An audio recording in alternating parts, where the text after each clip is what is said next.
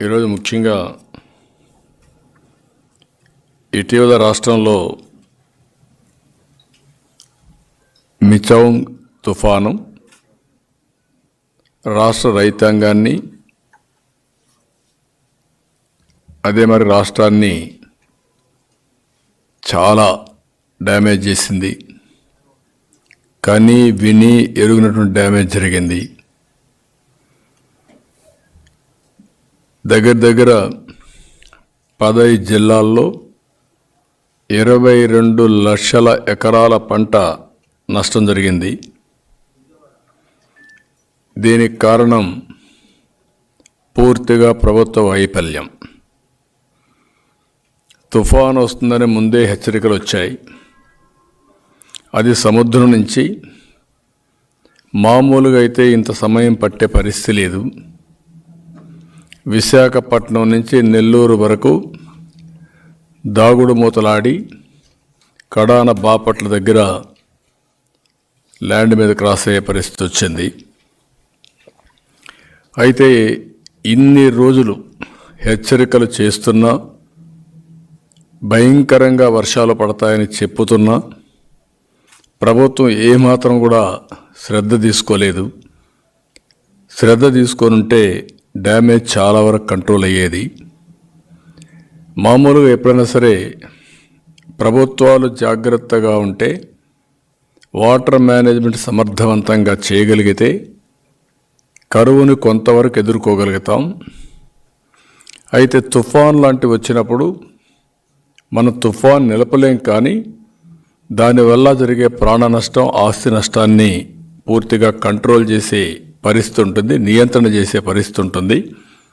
అప్పుడే ప్రభుత్వం యొక్క సమర్థత, ప్రజలకు ఏ విధంగా మేలు జరుగుతుందో అర్థమవుతుంది. కానీ ఈ ప్రభుత్వాన్ని చూస్తే అనేక ప్రాజెక్టులు మీరు చూసినప్పుడు పట్టసీమ తీసుకొచ్చాం. పోలవరం ప్రాజెక్టు పూర్తి అయితే ఆ నీళ్లు కృష్ణా డెల్టాకు వస్తే ఎప్పుడు కూడా పోలవరంలో అర్లీగా నీళ్లు వస్తాయి. అదే మాదిరిగా గోదావరి ఫ్లడ్స్ అర్లీగా ప్రారంభమవుతాయి. కృష్ణాలో ఫ్లడ్స్ వచ్చినా పైనుండే ప్రాజెక్టులన్నీ ఫుల్ అయిన తర్వాతనే చివరిగా మన కృష్ణా డెల్టాకు నీళ్ళు వచ్చే పరిస్థితి వస్తుంది. అదే సమయంలో నవంబర్, డిసెంబర్లో తుఫాన్లు ఎక్కువగా వస్తాయి. ఇది ఆలోచించిన తర్వాత పట్టిసీమ కంప్లీట్ చేసి ఫస్ట్ ఎప్పుడైతే వాటర్ వస్తుందో అప్పుడే నీళ్లు తీసుకొస్తే నవంబర్ కంటే ముందుగానే పంట వచ్చేస్తుంది. తుఫాన్ నుంచి బయటపడే పరిస్థితి వస్తుంది. అది 4 ఏళ్ళు చేశాం. రైతాంగం చాలా హ్యాపీగా ఉన్నారు. ఇంకొక పక్క కృష్ణా నదీ జలాల కంటే గోదావరి నదీ జలాలు ఎక్కువ ఫర్టైల్, రైతులకు ఖర్చులు కూడా తగ్గుతాయి. దానికి కారణం కూడా మీరు చూస్తే గోదావరి జలాలన్నీ అడవుల్లో వస్తాయి. ఆకులు, ఈ యొక్క మూలికలు ఇవన్నీ కూడా కొట్టుకుంటూ అవన్నీ వస్తాయి. దానివల్ల ఎప్పుడు కూడా వాటర్ కూడా మీరు చూస్తే కలర్గా ఉంటుంది, మడ్డిగా ఉంటుంది గోదావరి వాటర్. ఇది ఫ్రెష్గా కనపడుస్తుంది. అలాంటిది 4 సంవత్సరాలు ఆ బెనిఫిట్ వచ్చింది.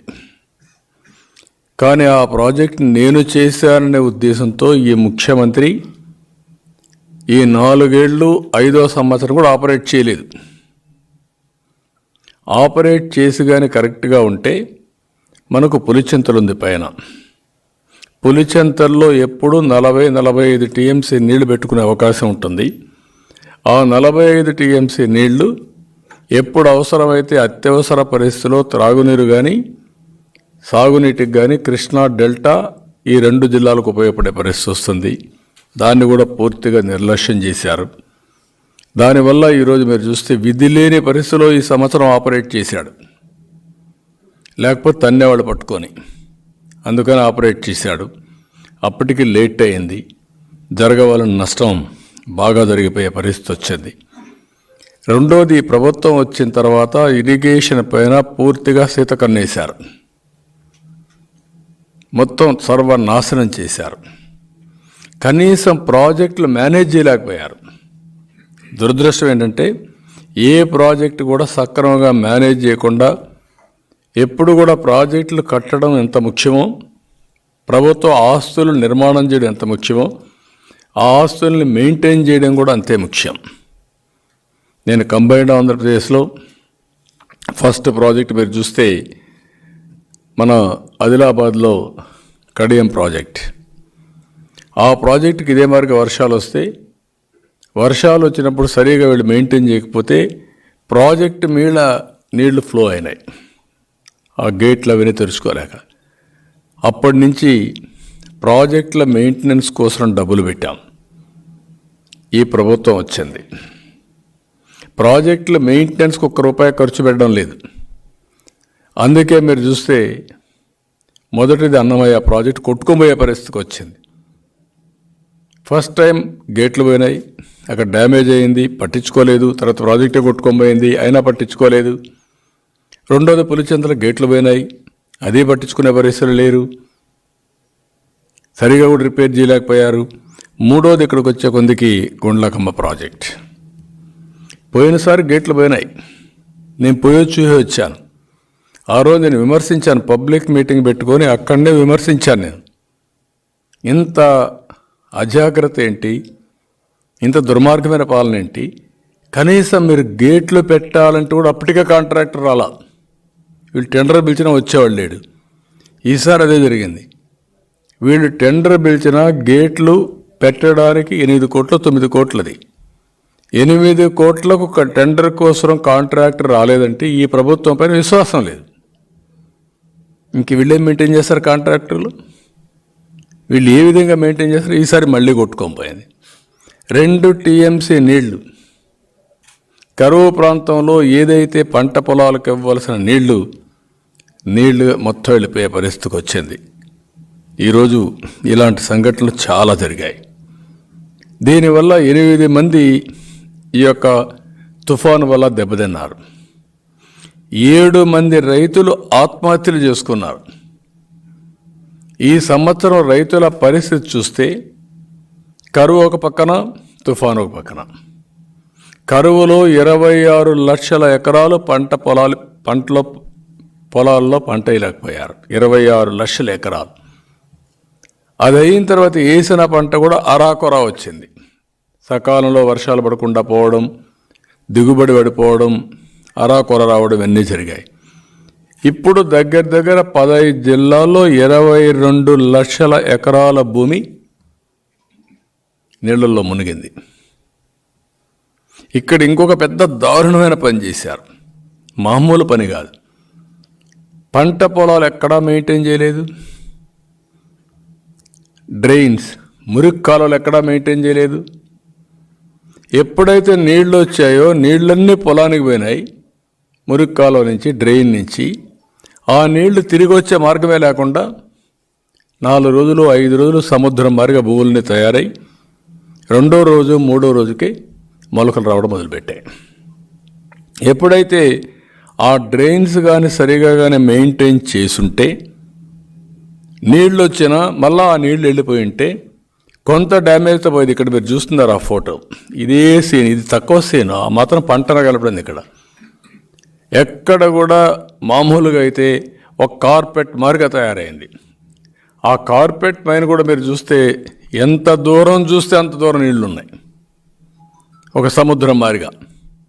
సముద్రానికి భూములకి వ్యత్యాసం తెలియని పరిస్థితి తీసుకొచ్చేసారు. ఎక్కడ నేను చూపించాను, గండ్లన్నీ చూపించాను. ఒక్క ముఖ్యమంత్రి కానీ మంత్రులు కానీ ఒక్క మాట మాట్లాడడం లేదు. నేను ఎన్నోసార్లు మీ అందరికీ చెప్పాను, వ్యవస్థలో నాశనం చేస్తే, నాశనమైన వ్యవస్థలు ప్రజల పట్ల శాపంగా మారుతుంది. అదే మారింది.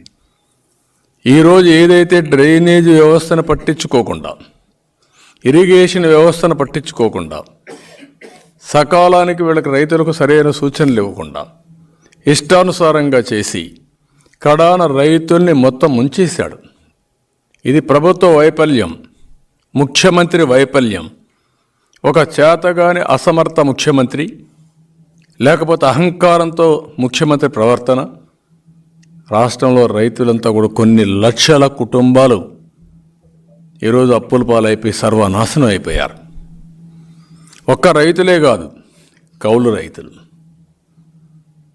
కౌలు రైతులైతే ఇంకా దమనీయమైన పరిస్థితి వాళ్ళది.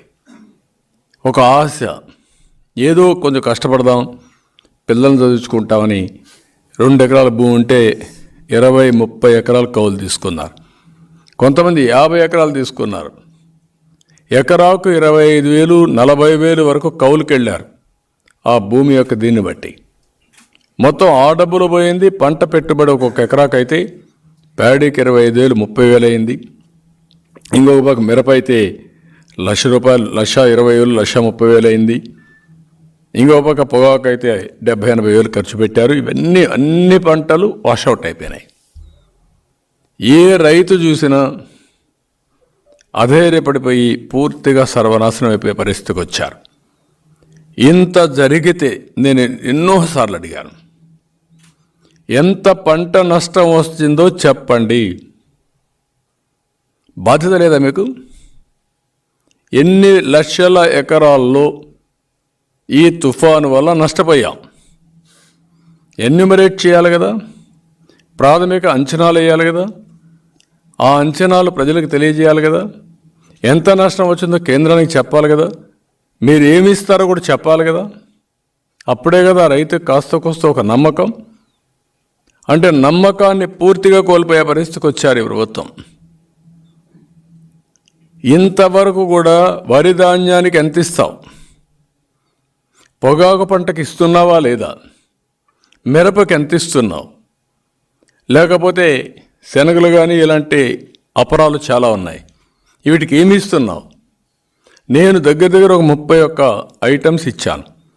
ఏ ముఖ్యమంత్రి అయినా సరే ఫండమెంటల్గా చేయాల్సిన పని, ఒక విపత్తు వచ్చినప్పుడు ప్రజల్ని కాన్ఫిడెన్స్లోకి తీసుకోవాలి, ప్రజల్లో ఒక చైతన్యం కలిగించాలి, ఒక నమ్మకం, ఒక భరోసా కల్పించాలి. భరోసా అంటే ఏంటి?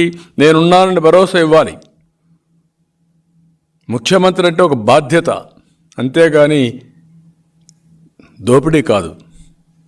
ఈరోజు ఏం జరిగింది ఇప్పుడుగానే అడుగుతున్నా, ఎన్ని లక్షల ఎకరాలు నష్టమైందో చెప్పమని అడుగుతున్నాను ఈ ప్రభుత్వాన్ని.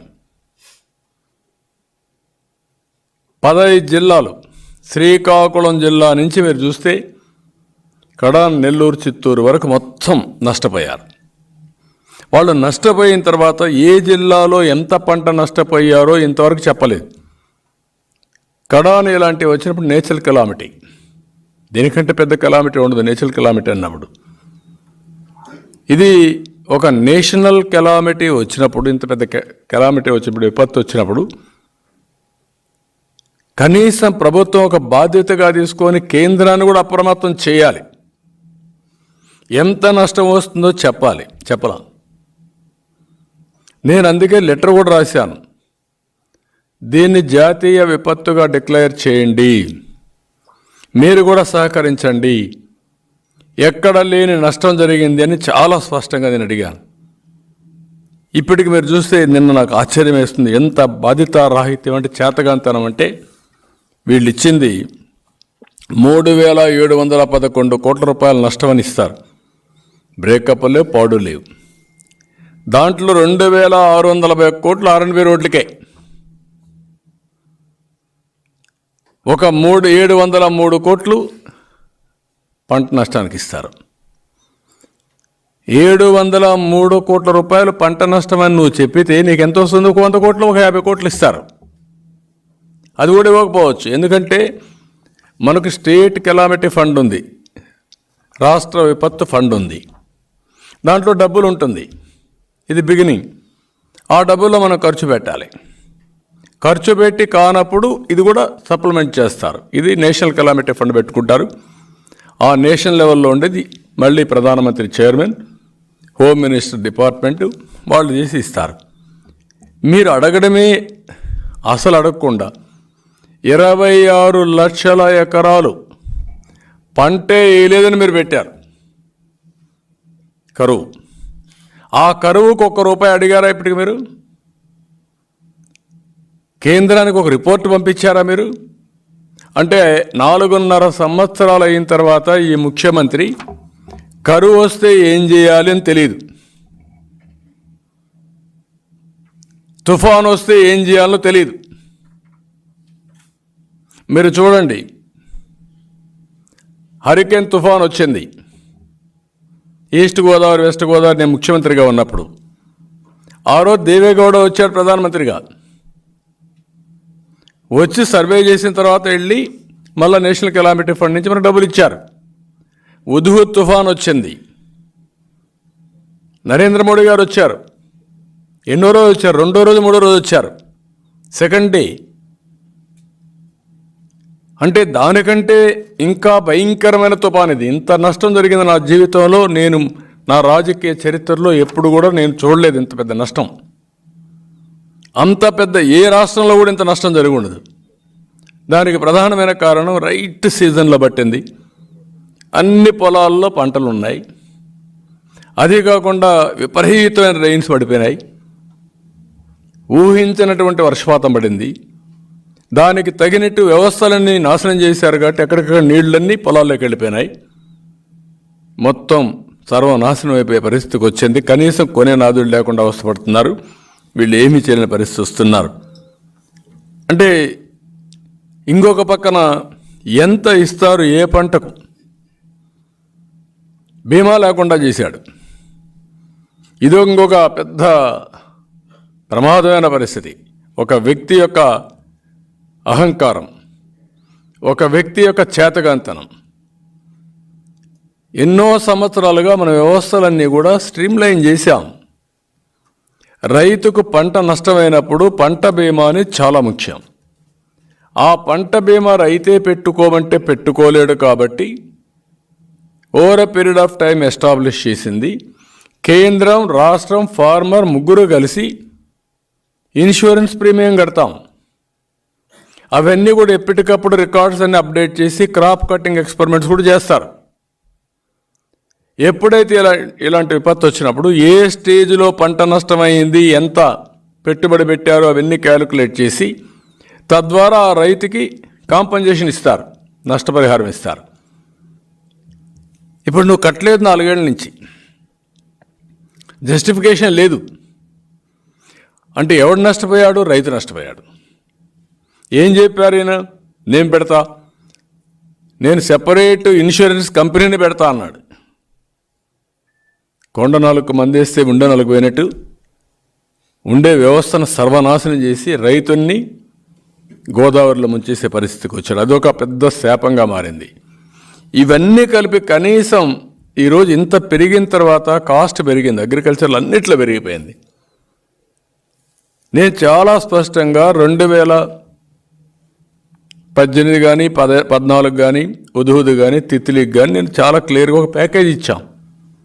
దానికంటే బెటర్గా మీరు ఇవ్వాలి. మీరు ఎలక్షన్ మేనిఫెస్టోలో చెప్పారు, ఊరూరు తిరిగి చెప్పారు, మేము ఏ విపత్తు వచ్చినా బ్రహ్మాండమైన ఆర్థిక సహాయం చేస్తాం, మెరుగైన ఆర్థిక సహాయం చేస్తామని చెప్పిన మీరు ఏమిచ్చారో చెప్పమంటున్నా. నేను దానికి క్లారిటీ ఉండాలి కదా. వారం రోజు 15 రోజుల నుంచి అడుగుతా ఉంటే నేను అడిగింది నా కోసం అడగలేదు, రైతాంగం కోసం అడిగాను. అపోజిషన్ పార్టీలు అందులో ప్రధాన ప్రతిపక్షం అడిగితే సమాధానం కూడా చెప్పరు. నాకు చెప్పొద్దండి, రైతులకు సమాధానం చెప్పండి. మేము అడిగితే చెప్పొద్దండి, నువ్వైనా చెప్పు. అది కూడా చెప్పకుండా ముంచేసే పరిస్థితికి వచ్చారు.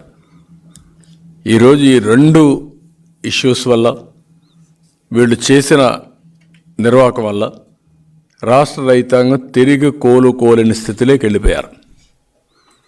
దేశంలో ఎక్కువ ఆత్మహత్యలు జరిగే రాష్ట్రంలో మన రైతు 3వ స్థానం, కౌలు రైతు 2వ స్థానం.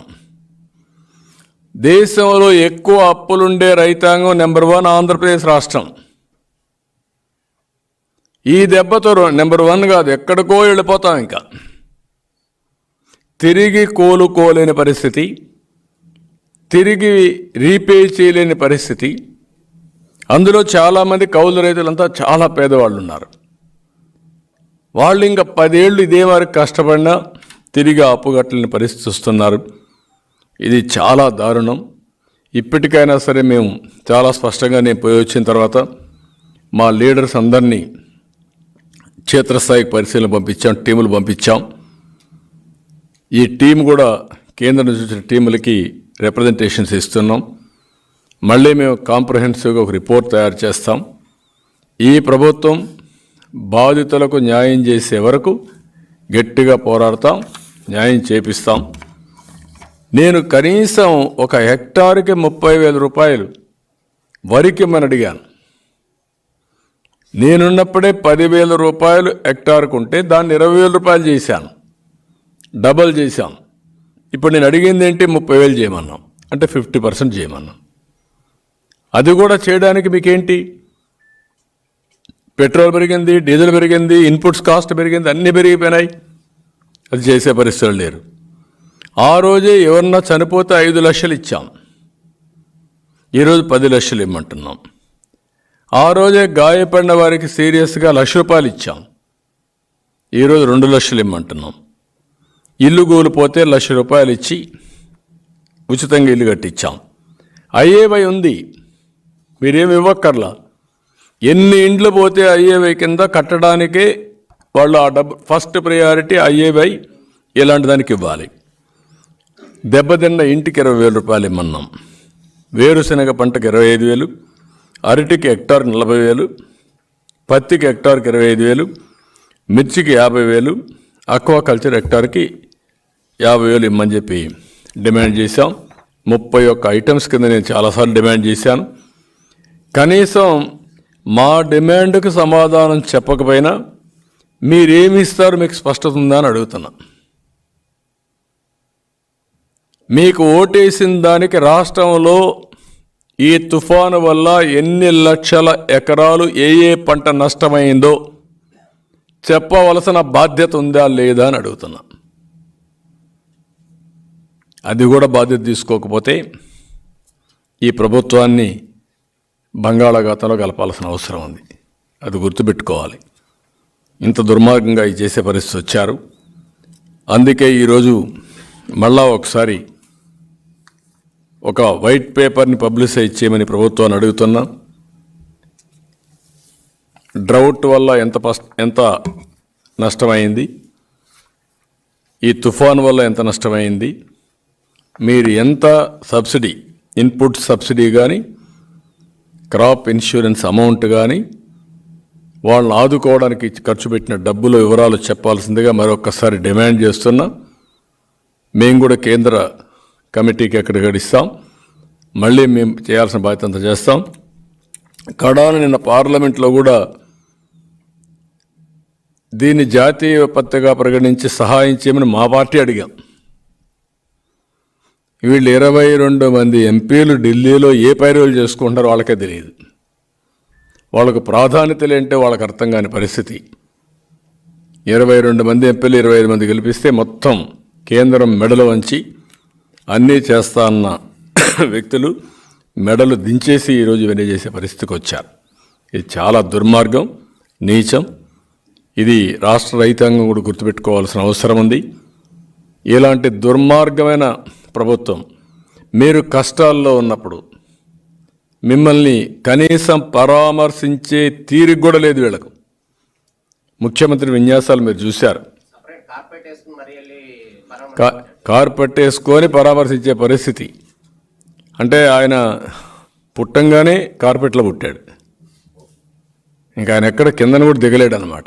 అలాంటి ముఖ్యమంత్రి మనకు దొరకడం దౌర్భాగ్యం. వ్యవసాయం అంటే తెలియదు, అందుకే అన్నాడు, దాంట్లో ఆశ్చర్యం లేదు. ఆలుగడ్డకు ఉల్లిగడ్డకు డిఫరెన్స్ తెలియదు. అలాంటి అన్నీ కూడా మాట్లాడే పరిస్థితి, అపహాస్యం అయిపోయే పరిస్థితి వచ్చింది. అంటే అది తెలుసా తెలియడం అంటే వ్యవసాయాన్ని ఇంత చిన్న చూపు చూడడం చాలా దౌర్భాగ్యం. చాలా దీన్ని తీవ్రంగా ఖండిస్తున్నా, గర్హిస్తున్నా. ఏది ఏమైనా ఇలాంటి క్లిష్ట పరిస్థితిలో రాష్ట్ర రైతాంగం ఉండడం చాలా బాధేస్తుంది. ఇలాంటి బాధ్యత లేని ప్రభుత్వం వల్ల రైతాంగం చాలా నష్టపోతున్నారు. మళ్ళీ నేను అది కూడా హామీ ఇచ్చాను, రాబోయేది రైతు ప్రభుత్వం, ఏం చేయాలో చేస్తామని చెప్పి చాలా క్లియర్గా చెప్పడం జరిగింది. ఈ సందర్భంగా మీరు ఆలోచిస్తే ఇలాంటి పనులు ఈ 4.5 సంవత్సరాల నుంచి చేస్తూనే ఉన్నాడు. అన్ని వ్యవస్థలను నాశనం చేసేసాడు, ఏ వ్యవస్థ మిగల్లా. ఈరోజు రోడ్లు ఎంత భయంగా రోడ్లు పొలాలు కలిసిపోయినాయి చాలా దిక్కళ్ళు. ఆ పరిస్థితికి వచ్చే పరిస్థితి వచ్చింది. ఇంకొక పక్కన అన్ని ఒక వ్యవస్థ కాకుండా రోడ్ల వ్యవస్థ కానీ, డ్రైనేజ్ కానీ, అగ్రికల్చర్ కానీ, అనిమల్ హస్బెండరీ కానీ, ఎడ్యుకేషన్ కానీ, ఇండస్ట్రీస్ కానీ అన్నీ కూడా, డ్రింకింగ్ వాటర్ కానీ, కడాన హాస్టల్స్లో భోజనం పెట్టేది కూడా వ్యవస్థ నాశనం అయిపోయి నిర్వీర్యం అయిపోయే పరిస్థితికి వచ్చేసింది. ఇలాంటి చాలా జరిగాయి. ఇంకొక పక్కన ఈరోజు మనం చూస్తూ ఉంటే అంగన్వాడీ వాళ్ళు శాలరీస్ అడిగితే నువ్వు చెప్పిన హామీని నిలబెట్టుకోమని డిమాండ్ చేస్తే వాళ్ళ మీద నోటీసులు ఇచ్చి ఉద్యోగాలను తీసేస్తూ ఉంటారు. ఎంతమంది తీసేస్తారు మీరు ఉద్యోగాల నుంచి? మీరు ఏమీ తీసేయలేరు. ఇంకా రెట్టింపుగా ఇంత మునుపు నేనే 10,500 రూపాయలు ఇచ్చాను. ఎక్కడో 4,000 5,000 రూపాయలు ఉంటే 4,000 నుంచి 10,000 రూపాయలు చేశాం. మళ్ళీ అంగన్వాడీ టీచర్స్కి న్యాయం చేసే బాధ్యత తెలుగుదేశం పార్టీ తీసుకుంటాం. వాళ్ళు చేసే న్యాయమైన పోరాటానికి పూర్తిగా సహకరిస్తాం, సపోర్ట్ చేస్తాం. ఎప్పుడు కూడా పోరాటాలు చేసేవాళ్ళు ఎందుకు పోరాటం చేస్తున్నారో ఆలోచించాల్సింది ప్రభుత్వం. కానీ వాళ్ళు ఆందోళన చేస్తున్నారు కాబట్టి మేము అణిచివేస్తామంటే మాత్రం అది మంచిది కాదు. నువ్వెంత అణిచివేస్తే వేయాలనుకుంటే అంత ఉధృతం అవుతుంది తప్ప, ఒకవేళ ఈరోజు రేపు నువ్వు కేసులు పెట్టి భయపెట్టచ్చు. కానీ రేపు వాళ్ళకంటూ ఒక రోజు వస్తుంది. ఆ రోజు మీకు ఏం చేయాలో చేసి చూపిస్తారు. అందుకే నేను చెప్తున్నా, ఒక్క ఛాన్స్ పాపం. మార్పు మొదలైంది, ప్రజలకు అర్థమైపోయింది. ఈ ఒక్క ఛాన్స్ అడిగాడు, ఇచ్చాం. ఆ పాపం ఈరోజు మనకు శాపంగా మారింది. అందుకే మనం మారాలి అనేది వచ్చింది. ఇంత నా రాజకీయ జీవితంలో 45 సంవత్సరాలుగా ఇంత వ్యతిరేకత ఉన్న ప్రభుత్వాన్ని నేను ఎప్పుడూ చూడలేదు. చాలా ప్రభుత్వాలను చూశాను, వ్యతిరేకత వస్తుంది. కానీ ఇంత వ్యతిరేకత, భయంకరమైన వ్యతిరేకత. ప్రజలు ఇప్పుడు ఎన్నికల కోసం ఎదురు చూసే పరిస్థితి. ఎప్పుడెప్పుడు ఎన్నికలు వస్తాయా, ఎప్పుడెప్పుడు నెత్తిన పెట్టుకున్న కుంపటు ధరించుకుంటాం అనే పరిస్థితికి వచ్చేసారు. ఇది చాలా ఎంత వ్యతిరేకత ఉందో అర్థమవుతుంది. ఒక రచ్చబండ దగ్గరికి పోయినా, టీ కోర్టు దగ్గర కూర్చున్నా, ఒక పొలం గట్టు పోయినా, ఒక రోడ్డు మీద పోయినా, ఒక అపార్ట్మెంట్లో వచ్చినా, ఒక రైల్లో ఎక్కినా, బస్సులో ఎక్కినా, ఎక్కడ చూసినా ఒకే చర్చ. 20 ఏళ్ళు నష్టపోయామని కొంతమంది, 30 ఏళ్ళు నష్టపోయామని కొంతమంది. మొత్తం ప్రజలంతా కూడా చాలా భయంకరంగా ఈ ప్రభుత్వానికి శాపనార్థాలు పెట్టే పరిస్థితి వచ్చింది. బూతులతో తిట్టే పరిస్థితికి వచ్చారు. దీనికి కారణం 5 ఏళ్లలో ఇష్టానుసారంగా పన్నులు పెంచడం, అసలు పరిపాలన అంటూ లేకుండా పోవడం. ఏ ప్రభుత్వం అయినా జనరల్గా మనం చూస్తే జీవన ప్రమాణాలు కొలమానం. ఒక పరిపాలన ఇచ్చిన వ్యక్తి, నేను కానీ ఎవరైనా సరే, at the end of the day చూసుకోవాల్సింది మన పాలసీల వల్ల ప్రజల జీవితంలో మార్పు వచ్చిందా లేదా, వాళ్ళ జీవన ప్రమాణాలు పెరిగాయా లేదా, వాళ్ళకి ఆదాయం పెరిగిందా, అప్పులు పెరిగాయా, లేకుంటే ఖర్చులు ఎక్కువైనాయా, ఆదాయం తగ్గిందా, లేకుంటే ఆదాయం పెరిగినా దానికంటే 2-3 ఖర్చులు అయితే ఇంకా అప్పుల పాలైపోతారు. అదే జరిగింది.